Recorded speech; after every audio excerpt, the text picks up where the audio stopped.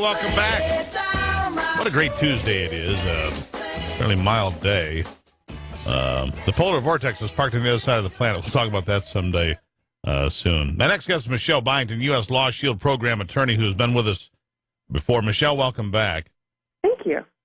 Glad to have you here because we saw, I watched kind of just baffled by the reactions of these news anchors from these left-leaning news outlets that when it sounded like it might be an active shooter at Ohio State, they start rolling out their gun stats and, Ohio's gun laws and this and that. When they suddenly realize that it's a refugee from Somalia, a Muslim refugee from Somalia who had complained about, there's no place to pray at Ohio State University, drives his car through a crowded sidewalk of students and then comes out stabbing people, their whole demeanor changes. It's despicable.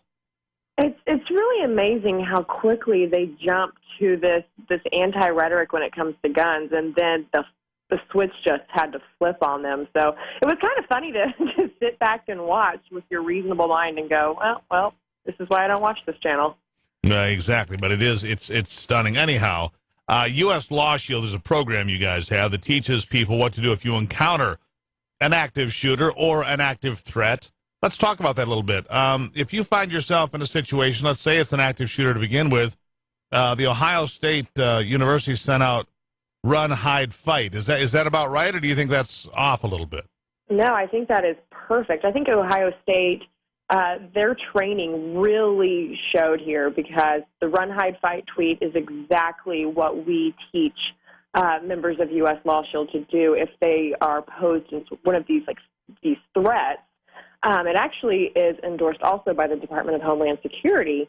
And really what it comes down to are, these are your three options. You can run, you can hide, or you can fight. And option one, if available to you, is to run. Get out of there, because if there are not as many targets, that means there will not be as many casualties. So what we always advocate is, look, if you go and you sit down at your favorite restaurant, don't put your back to the front door. Make sure you can see who's coming in, because if, God forbid, somebody wants to do something crazy that day, at least you see it and you know where the other exits are, and you can get out of there with your family or with your friends safely. So if you have that sort of luxury, run. And when you are tired, keep running, and make sure the point when you stop with your family is when you're out of harm's way. So what about the possibility that you're backed into a corner, whether they've got a gun or a knife or whatever they may have, their weapon of choice, that puts you at a disadvantage, purely at a disadvantage, and you have no route to escape? What do you teach then? Now we transition into the hide portion. So again, if you're in a restaurant, flip over a table, hide under the table, get to a restroom, lock the restroom door, not the stall, but the actual door to the restroom. Now, there is a difference between concealment and cover. Now, concealment is exactly what it sounds like. It's you're out of plain view of the bad guy, right? So hopefully out of sight, out of mind. Cover has to do with hiding behind something that will protect you from a bullet. So, for instance, hide behind a concrete pillar, because that will be able to withstand a bullet. One is definitely better than the other. We obviously want to seek cover as opposed to concealment if it's available. So just have these little things in your toolbox of thinking, okay, like if this guy has an AR-15, let me get behind this concrete pillar because it won't be able to over-penetrate. Or perhaps you're in a parking lot. Get behind the engine block of a car. That can withstand a bullet as well. Don't get just behind the door, because that will you will be shot there, because that will go right through that metal. But if you can get behind the engine block, that is a much safer avenue. And then, of course, if you are found in your hiding spot, then you have to fight. You have no other choice but to fight if you want to survive this encounter. Well, there's no question, and other places that in my training, if you get it behind a longer bookshelf, books have a tendency to stop bullets as well, but it takes four or five of them. It takes 4 or 5 of them, so you can't hide behind one book unless you have the lucky Bible over your chest that every Civil War buff knows about. But there are things that are sturdy. Hiding behind drywall, no good. Drywall, bullets blow right through drywall. There's no way to hide behind that. But I see a lot of these, and I go back to the attack yesterday at Ohio State. Obviously, it's hard to to get away from a motor vehicle if you don't see it coming. But when somebody comes at you with a knife, this seems to be happening, and it's what ISIS is promoting, Michele, which is, attacking people and knifing and stabbing people. What do you recommend there? Well, obviously, I represent gun owners all over the place. So my first tool, and the first tool that I advocate for, is carry a handgun. But for instance, in Ohio, it is against the law to carry a handgun on a college campus, as it is in many states. And this may be something that your listeners want to look into, that perhaps you want to start calling your state representatives to pass campus carry to allow license holders to carry on campus. We just passed it here in Texas, and it has been a very smooth transition here. But if you are not able to carry a handgun with you, get some mace, get some pepper spray.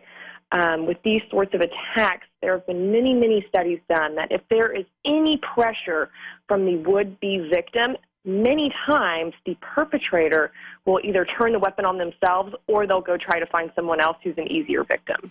Well, you Texans, you're a little different. You realize that. I've noticed that every time I'm in Texas, I go, these people are a little different. But you love us. Absolutely, I love Texas. Why? It's the greatest place on earth. Just ask a Texan; they'll tell you. Exactly. I mean, there you go. What about people that they don't live in Texas, they don't have U.S. Law Shield? What would you recommend as far as finding a program, finding a self-defense class, finding an ability to defend yourself? Now, I personally think that a CPL, like you have in Michigan and you have in Texas, a concealed carry permit in general is a good idea, because let me bring you back to something yesterday at Ohio State, which is simply this. This refugee plowed his car into a sidewalk full of people. Then he got out wielding a knife. Now, he was shot dead because there happened to be a campus police officer right there. But if a campus police officer hadn't happened to be right there and there was a person with a concealed carry permit, the end result would likely have been exactly the same, which is the threat would have been neutralized, and that's why I support licensed concealed carry permits. Oh, absolutely. It's the most effective way to neutralize a threat, as you said. But I would definitely advocate, if you choose to carry a gun, if that is your weapon of choice, go get trained with it. Do not just go to the range, stand still, and shoot a motionless target. Because once you start moving with that gun and you are shooting a moving target with a little bit of adrenaline pumped into your brain, it's a completely different ball game. So go to a tactical class in your area. I'm sure there are many, and they will be able to teach you how to draw from a holster. If you're a lady and you keep a handgun in your purse like I do, they will teach you the most effective way to pull from your purse. Or just hope that there's somebody like me standing next to you who's hunted a long time and knows how to put a lead of a proper distance on a moving, target. Well, we'll be all right, Michele. I promise you. We'll be all right. Follow me around everywhere I go. Well, there you go. My wife could be concerned about that, but we'll look into it. All right, Michele, always a pleasure, always fun. From U.S. Law Shield, where can they find out more about you guys? Go to uslawshield.com, and also if you check out the U.S. Law Shield YouTube page, there's an entire series on Run, Hide, Fight. So just search that playlist for Run, Hide, Fight, and a lot of wonderful videos will come up with a wealth of information. Well, there you go. Michele, you have a great day. Thank you. It's the Steve Gerber Show. We'll be right back.